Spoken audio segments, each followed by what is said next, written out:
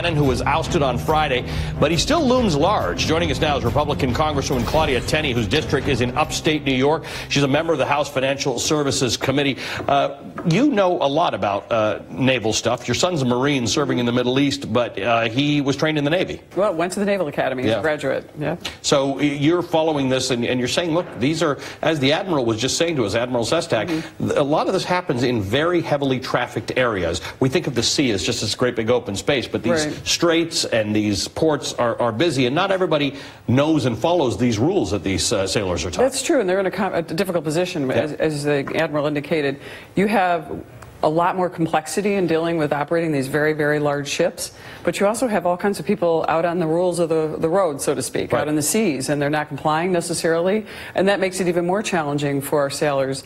And by the way, as a mother of an active duty former Naval Academy graduate, but also a Marine who's serving, my heart goes out to the parents, and hope we find them. And it's a very sad day, actually. Every time you hear of something like that as a military mother, you know, it stirs your heart sinks. Even reading the obituaries and seeing those things, it breaks your heart. So. Let me ask you, as a military mother and a member of Congress, we are all awaiting an announcement from President Trump tonight about what he is calling a new Afghanistan strategy. You've obviously had time over the years to think about our current strategy. Nobody's strategy in Afghanistan has worked all that well over the years. What are you hoping for? Actually, I was in Afghanistan this year, earlier around February, and it's a very complex place. I would say that both administrations, the past two, maybe didn't handle it as well as we should have. But it's not an easy place to be. The history has proven that. Right now, I think we're going to try to refocus. We'll see what the president has to say. But you have 14 different, at least 14 different terrorist organizations that are finding safe haven there.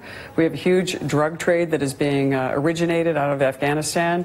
It's very complex, and I think a vacuum from without any U.S. presence at all is a problem. But we have to come up with a middle ground, possibly. So what should the goal be? How do we educate the Afghanis to be able to get themselves to a level where they can help themselves? But that sounds like nation building, which is something this administration says it's much like what we're doing in Iraq. For example, my son's serving overseas, but what we're doing now is helping them. We're not engaged directly, for example, in Mosul and Raqqa and those places. We're helping them fight and wage the battle. We're just assisting. I think in Afghanistan, to continue to train and help them help themselves. Unfortunately, Afghanistan is just so complex and so challenging on so many different levels. The terrain, the level of education of the people there. I mean, our start in Afghanistan, virtually no women were educated. Now we're up to 15%, which is considered progress. But there's so many aspects of the culture that we need to change. There's the fighting season, all those things that are happening that are just foreign to things that we think of. But then there it is in the middle, Asia, and what do? How do we solve this problem? We can't leave it as a vacuum, but we also don't want, how many resources for the United States are we going to spend there? We just recently approved appropriations for FY 2018, which is $658 billion going into the defense budget, and some of it is for overseas operations. But as a military mother, do you think that it's the military that's making the wrong decisions? The president seems to have implied that it's the general in charge, and that might need changing. I'm not sure. I mean, I think what they're going to do is probably, the president has obviously been doing a reassessment there. You saw some comments from General Mattis. I'm sure the entire force is going to be looking into how do you solve this problem. I don't think you can ignore Afghanistan. You have to deal with it. And it's all part of the equation that's going on there. I just recently came back from a trip to Israel. I've been to Iraq. I've been to Egypt. I've been to Lebanon. I've been to Jordan. I've been all over the Middle East this year. And it is a very, very complex place, obviously. So we have a lot of work to do. We have a lot to think about. Let's pivot into another area that you know a lot about. You're on the House Financial Services Committee. I saw you made a comment somewhere else that you felt that these CEOs getting off of these two councils might have been something that the media forced.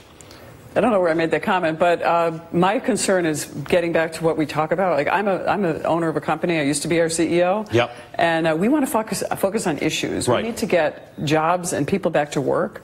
We need to get the ability to lend, and that's one of the reasons we passed the Choice Act. You talk about financial services.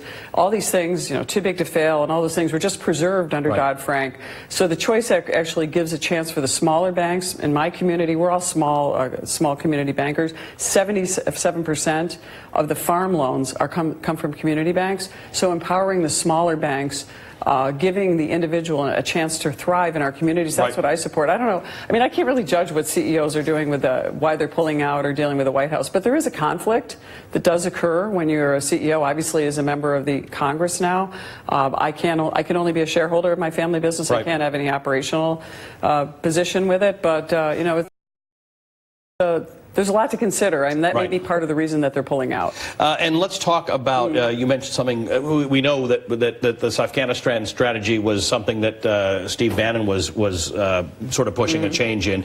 With Steve Bannon out, going back to Breitbart, very interesting comments both from Steve Bannon and Breitbart suggesting that the presidency's over and they hashtag war, and the president commenting on the fact that it might be helpful for him to have Steve Bannon on the outside. Just with that as a backdrop, I'm not asking you to comment on that, but with that as a backdrop, we are approaching some deadlines at the end of September for the debt ceiling, for a government shutdown.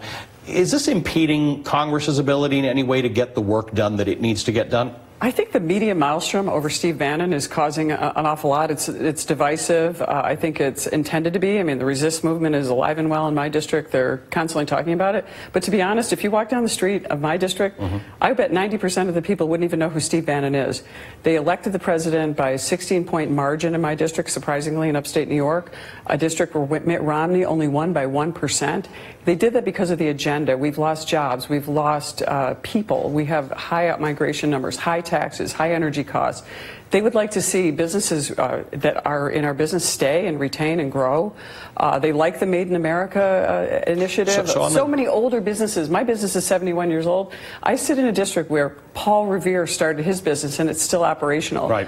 Remington Arms started 201 years ago, is still running. These businesses are iconic, long-time businesses. We want to keep them there, but we want to prevent the out-migration. So one of the things the president talks about is about the number of jobs he's created. And as you know, the number of jobs created in the first 6 months of this term, I'm not one of these people who thinks that you should be, the president should get too much blame or credit for jobs.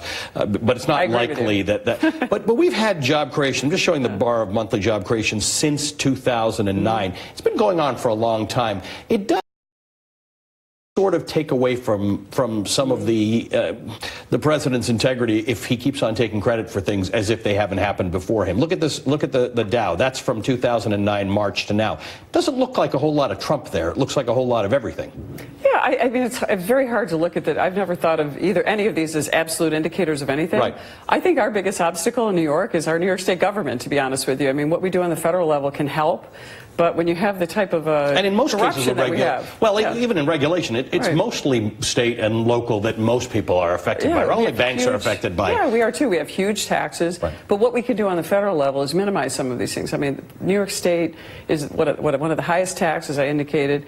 I think the president, I think the excitement in the stock market may be the hope that we're going to probably roll back some of these regulations. Remember, on the House side, we get criticized, but the House of Representatives, to me, is much more important than the presidency. We have 270 bills sitting at the floor of the Senate waiting to be passed.